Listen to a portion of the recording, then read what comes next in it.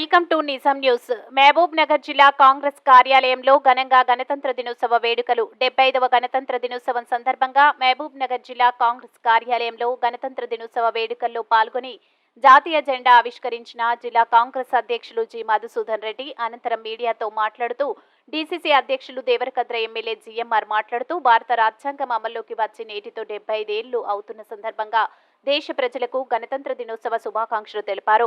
రాజ్యాంగం ద్వారా సంపూర్ణ స్వేచ్ఛ, సమానత్వం, లౌకికత్వం, న్యాయాన్ని పూర్తి స్థాయిలో ఒక హక్కుగా పొందడం జరిగిందని పేర్కొన్నారు. రాజ్యాంగ స్ఫూర్తి దెబ్బతినేలా ప్రస్తుతం కేంద్రంలో నరేంద్ర మోదీ పాలన ఉందన్నారు. ఈ కార్యక్రమంలో టీపీసీసీ ఉపాధ్యక్షులు ఒబేదుల్లా కొత్వాల్, టీపీసీసీ ప్రధాన కార్యదర్శులు వినోద్ కుమార్, సంజీవ్ మొదిరాజ్, సీనియర్ కాంగ్రెస్ నాయకులు ఎన్పి వెంకటేష్, జిల్లా మహిళా కాంగ్రెస్ అధ్యక్షురాలు శ్రీమతి వసంత రాఘవేంద్రరాజు, జిల్లా కాంగ్రెస్ ప్రధాన కార్యదర్శి సిరాజ్ ఖాద్రి, జిల్లా ఎస్సీ సెల్ అధ్యక్షులు సాయిబాబా, జిల్లా మైనార్టీ సెల్ అధ్యక్షులు ఫయాజ్, టౌన్ కాంగ్రెస్ అధ్యక్షులు లక్ష్మణ్ యాదవ్, ఎన్ఎస్యుఐ జిల్లా అధ్యక్షులు అవేజ్ మరియు వివిధ విభాగాల పార్టీ నాయకులు, కార్యకర్తలు తదితరులు పాల్గొన్నారు. గణతంత్ర దినోత్సవ శుభాకాంక్షలు. డాక్టర్ బాబాసాహెబ్ అంబేద్కర్ రాసిన రాజ్యాంగాన్ని అమల్లోకి తీసుకొచ్చి ఈ భారతదేశాన్ని అన్ని రకాలుగా అభివృద్ధి పదంలో నడిపించిన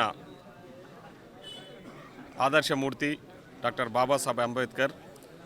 ఆయన అడుగుజాడలలో నడుస్తూ ఆయన రచించిన రాజ్యాంగాన్ని పాటిస్తూ ఈరోజు భారతదేశం ఎన్నో రకాలుగా వివిధ రంగాలలో అభివృద్ధి చెంది ప్రపంచ దేశాలతో పోటీ పడుతూ అగ్రగామిగా కొనసాగుతుందంటే దానికి ప్రధాన కారణం ఈరోజు మన రాజ్యాంగం ఇచ్చిన స్ఫూర్తి.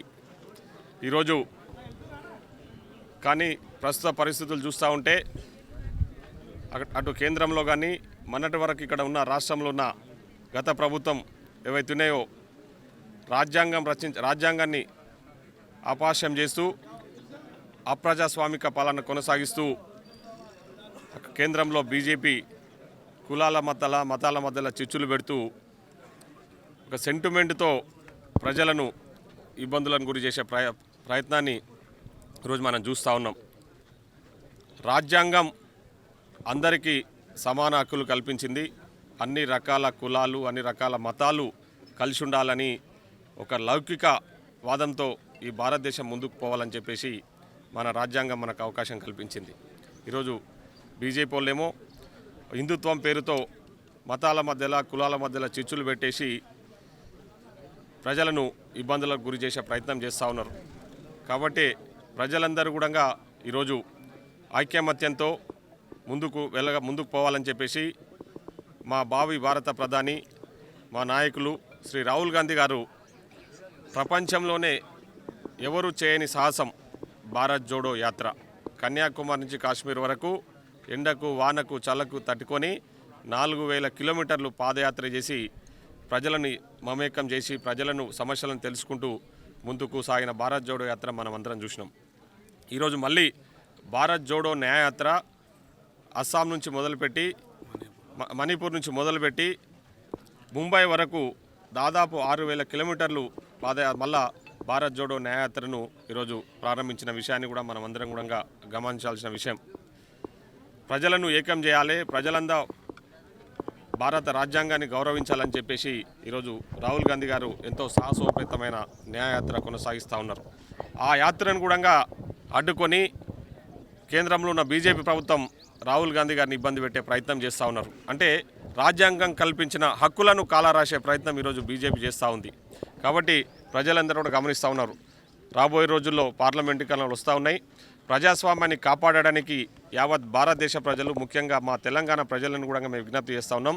మనం భారతదేశాన్ని, రాజ్యాంగాన్ని కాపాడుకోవాలంటే, ఈ భారతదేశాన్ని ఏకంగా ఉంచాలంటే మీరు ఖచ్చితంగా కాంగ్రెస్ పార్టీ కోటేసి భారతదేశంలో మళ్ళా లౌకికవాదాన్ని నెలకొల్పడానికి, రాహుల్ గాంధీ గారిని ప్రధానమంత్రిని చేయడానికి మీరందరూ ముందుకు రావాలని చెప్పేసి ఈరోజు విజ్ఞప్తి చేస్తున్నాం.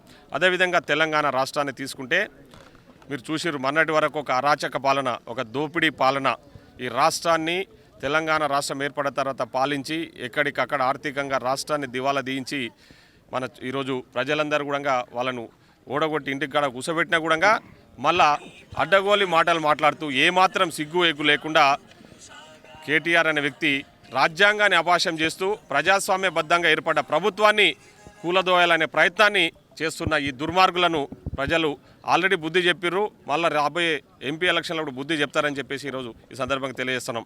ఈరోజు రాష్ట్ర ముఖ్యమంత్రి గారు ఎంతో గొప్పగా ఒక ఆదర్శవంతమైన పాలన, ఒక పారదర్శక పాలన ఈ రాష్ట్రానికి ప్రజలకు అందిస్తూ ఉన్నారు. అధికారంలోకి వచ్చిన 2 రోజుల్లోనే మేము ఇచ్చిన గ్యారెంటీలు, ముఖ్యంగా మహిళలకు ఆర్టీసీ బస్సులలో ఉచిత ప్రయాణం, ఆరోగ్యశ్రీ ద్వారా 10 లక్షలు ఖర్చైనా సరే ప్రభుత్వం భరించాలని చెప్పి ఆ 2 పథకాలను తీసుకురావడం జరిగింది. నిన్ననే మా ముఖ్యమంత్రి గారు మాట్లాడుతూ త్వరలోనే ఇంకొక 2 గ్యారెంటీ పథకాలను ప్రజలకు అందుబాటులోకి తీసుకొస్తాం, మిగతా 2 గ్యారెంటీ పథకాలు కూడా ఎంపీ ఎలక్షన్లలో అయిపోయిన తర్వాత కూడా ప్రజలకు అందిస్తామని చెప్పేసి కృతనిశ్చయంతో ఉన్నామని చెప్పేసి మేము చెప్పడం జరిగింది. కాబట్టి ఎవరైతే ఈరోజు టీఆర్ఎస్ పార్టీలో కానీ కొందరు బీజేపీలో ఉన్న వాళ్ళు ప్రజాస్వామ్యానికి తూట్లు పొడిచే విధంగా అప్రజాస్వామిక మాటలు ఏవైతే ఉన్నాయో ప్రభుత్వాలను పడగొడతామని చెప్పేసి మా జేబులో వాళ్ళు ఉన్నారు వీళ్ళు ఉన్నారని చెప్పే ప్రయత్నాలు చేస్తూ ఉన్నారో అవన్నీ కూడా ప్రజలు గమనిస్తూ ఉన్నారు. రాబోయే రోజుల్లో ప్రజలు ఖచ్చితంగా బుద్ధి చెప్తారని చెప్పేసి ఈ సందర్భంగా తెలియజేస్తున్నాం. ఖచ్చితంగా మా ముఖ్యమంత్రి గారి మీద పూర్తి విశ్వాసం ఉంది మాకందరికీ. ముఖ్యమంత్రి గారి నాయకత్వంలో ఈ రాష్ట్రాన్ని 5 సంవత్సరాలు సుభిక్షంగా పాలిస్తామని చెప్పి కూడా ఈ సందర్భంగా తెలియజేస్తూ మరొకసారి 75వ గణతంత్ర దినోత్సవాలను ఈరోజు జిల్లా పార్టీ కాంగ్రెస్ కార్యాలయంలో పెద్దలందరి సమక్షంలో ఘనంగా జరుపుకోవడం జరిగింది. ఈ సందర్భంగా అందరికీ కూడా శుభాకాంక్షలు తెలియజేస్తూ సెలవు తీసుకుంటాం. ధన్యవాదాలు.